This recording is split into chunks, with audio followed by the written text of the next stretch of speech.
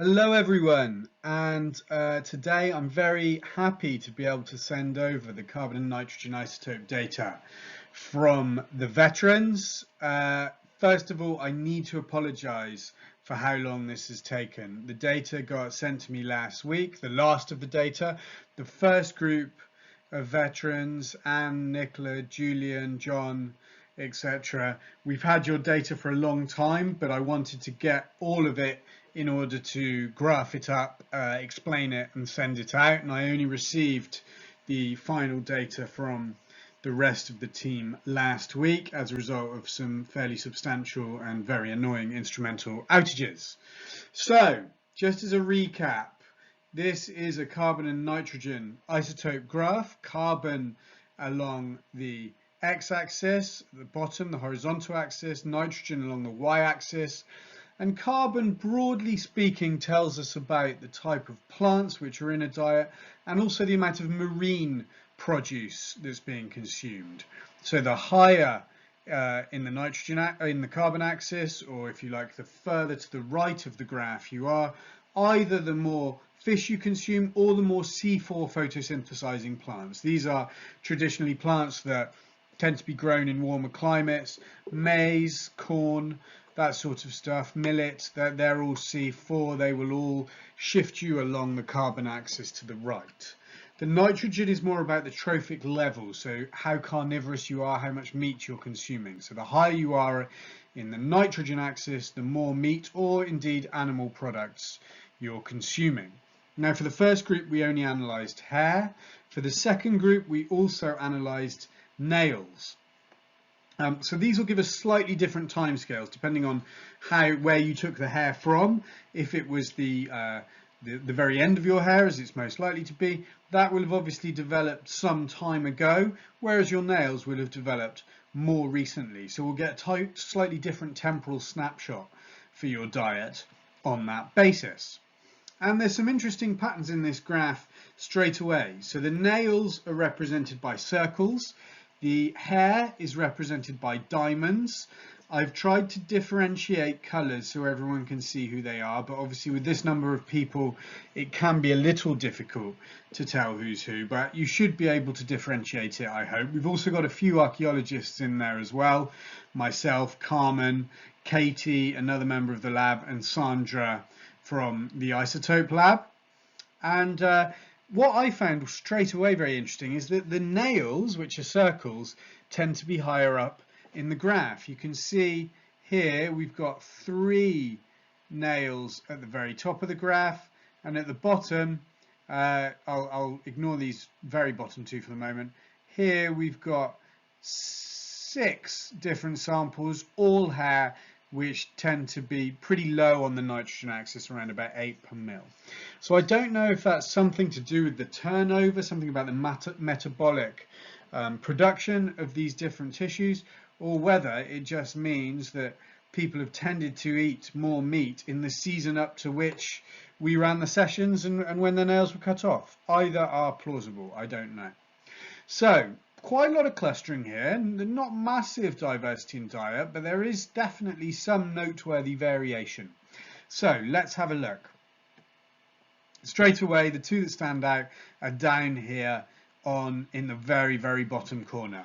If they're to the far left of the graph, that's likely to mean lots of C3 vegetables being consumed, so vegetables grown in a northern European climate. And also it's likely to mean that very little meat is being consumed, or indeed animal products.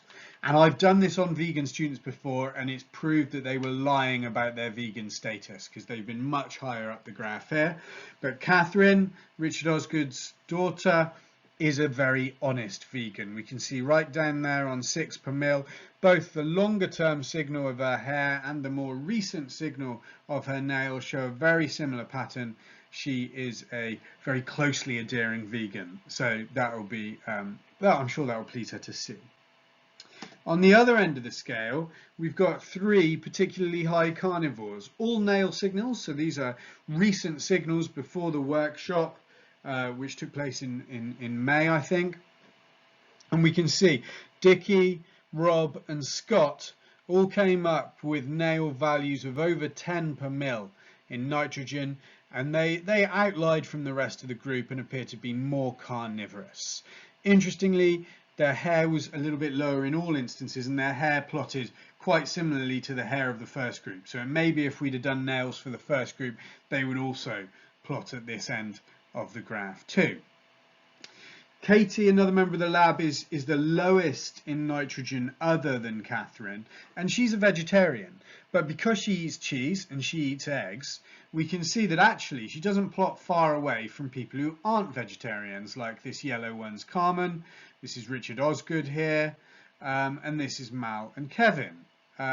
So that shows that you really do have to be vegan to stand out in this graph, because we can get an awful lot of animal protein from cheese and from eggs.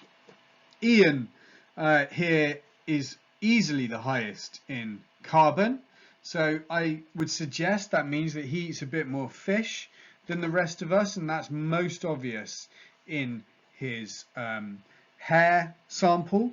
His nail sample is higher in nitrogen, as they've tended to be, but lower in fish. So maybe he was eating a bit more fish at the point at which the hair we cut was growing, which, who knows, could be 6 months, a year ago. I'm not sure which part of his hair he went. But it's interesting comparing the two and seeing that different timescale. But it looks like he's more of a pescatarian.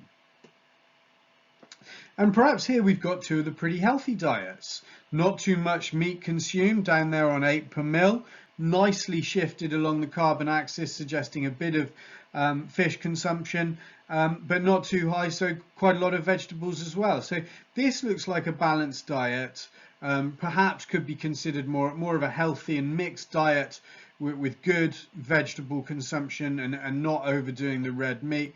And that, I think, looking around the group, we can all agree is no surprise with Mal and Kevin plotting down there. Again, interestingly, with their hair being the low carbon, we can see the red sample for Mal there, and for Kevin there, nail is a little higher on the nitrogen. So we're seeing this different temporal change. But most of us plot around the same. So me, Anne, Nicola, John, and Rob and Scott's hair, and Dickie's hair too, all plot around this central area of between about 8.5 and 9.5 on the nitrogen, with some variation in the carbon axis, probably indicating how much of our carbon is coming from warmer climates like maize, sweet corn, millet, or whatever else, and how much is coming from cooler climates, temperate climates like Northern Europe. But that looks like a more balanced diet overall. But anyway, thank you very much for listening. If you've got any questions, do ask me, do send me an email, and I'm very happy that you volunteered and were involved in this. Thank you very much. Goodbye.